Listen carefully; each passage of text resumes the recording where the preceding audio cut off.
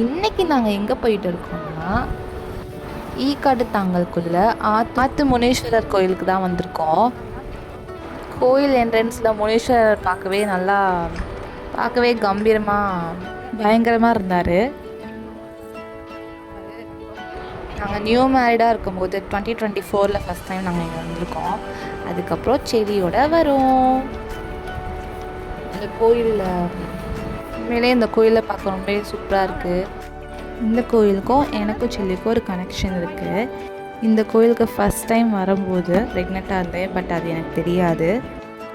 ஆனால் நம்மளுக்கு ஒரு உணர்வு இருக்கும்ல. ஸோ அந்த கோயிலில் ப்ரே பண்ணிவிட்டு அடுத்த நாள் நான் டெஸ்ட் பண்ணி பார்க்கும்போது டக்குன்னு அப்படி பாசிட்டிவ்னு வந்ததும் எனக்கு ரொம்ப அப்படி சர்ப்ரைஸ் ஆகிடுச்சு. நான் அப்படி எனக்கு கூஸ் பம்ப்ஸாக இருந்துச்சு. அந்த மொமெண்ட் உண்மையிலே எனக்கு ரொம்ப கிரேட்டான moment in my life. First time இந்த கோயிலுக்கு வரும்போது இந்த கோயில் நம்ம எங்கேயோ பார்த்த மாதிரி இருக்கே அப்படின்னு யோசிக்க போதான் டக்குன்னு ஞாபகம் வந்துச்சு. இது முனி படத்தில் வரும்ல, அந்த கோயில் தாங்க அப்படின்னு சொல்லிட்டு. பட் படத்தில் பார்க்குறதோட நேரில் ரொம்பவே பயங்கரமாக ரொம்ப அப்படி சொல்கிறது பாசிட்டிவ் வைப் கிடச்சிது பார்க்கும்போது. இப்போமே செடி நல்லா வெளியே போனால் வேடிக்கை பார்த்துட்டு நல்லா ஜாலியாக நடந்துட்டு அந்த மாதிரி டைம் ஸ்பெண்ட் பண்ணுவான். உள்ளே ஒரு அம்மன் இருந்தாங்க, பார்க்கவே ரொம்ப நல்லா இருந்துச்சு.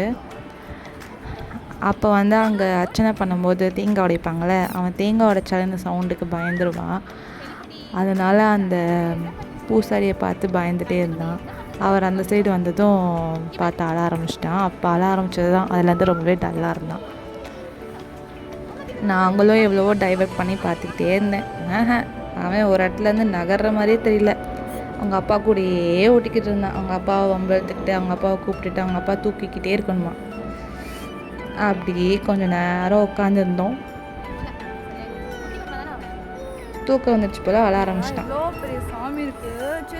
எனக்கு சிவராத்திரி அப்போ இந்த கோயிலுக்கு வரணும்னு ஆசை. பட் இந்த தாட்டி போக முடியல. நெக்ஸ்ட் டைம் கண்டிப்பாக சிவராத்திரி அப்போ இங்கே தான் வரணும். அப்படியே ஒவ்வொரு சாமியாக போய் நல்லா சாமி கும்பிட்டுட்டு அப்படியே கொஞ்ச நேரம் உட்காந்து ரிலாக்ஸ் பண்ணிவிட்டு கிளம்பிட்டோம். நெக்ஸ்ட் வீடியோவில் உங்களை நாங்கள் பார்க்குறோம். பாய்.